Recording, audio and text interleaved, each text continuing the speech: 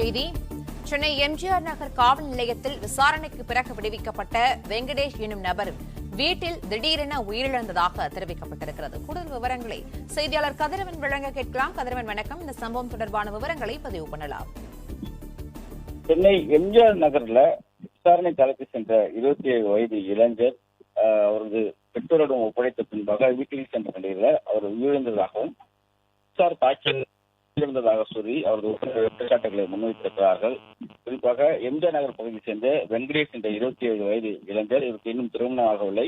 நேற்று அவர் மது போதையில் தகராறு ஈடுபட்டதாக காவல் கட்டுப்பாட்டு அறைக்கு கிடைத்த தகவலின் அடிப்படையில் உதவி ஆய்வாளர் அவரை விசாரணைக்கு அழைத்து சென்றிருக்கிறார். அவரிடம் விசாரணை நடத்திய போது அதிக அளவு மது போதையில் இருந்ததுனால அவரது தாயாரோடு அழைத்து எழுதி வாங்கி கொண்டு அவர் வீட்டுக்கு அனுப்பி வைத்ததாகவும் வீட்டுக்கு சென்ற அவர் சிறிது நேரத்தில் தடுத்த நிலையில் அவர் உயிரிழந்ததாகவும் தெரிவிக்கப்பட்டிருக்கிறது. இது குறித்து போலீசாருக்கு கிடைத்த தகவலின் அடிப்படையில் போலீசார் உடலை கைப்பற்றி கே நகர் இஎஸ்ஐ மருத்துவமனையில பிரேத பரிசோதனைக்காக வைக்கப்பட்டிருக்கிறது. இந்த நிலையில்தான் வெங்கடேஷ் வந்துட்டு போலீசார் விசாரணைக்கு அழைத்து சென்று அவர் காவலர்கள் தாக்கியதால் அவர் உயிரிழந்ததாக உறவினர் குற்றச்சாட்டை முன்வைத்திருக்கிறார்கள். இது குறித்து உயர் அதிகாரிகள் விசாரணை மேற்கொண்டு வருகிறார்கள்.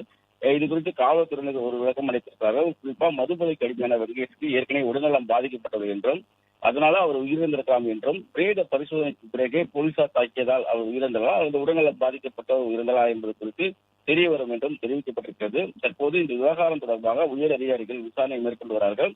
உறவினருக்குரிய குற்றச்சாட்டுகள் குறித்தும் விசாரணை மேற்கொண்டு வருவதாகவும் காவல்துறை தரப்பில் தெரிவிக்கப்பட்டிருக்கிறது.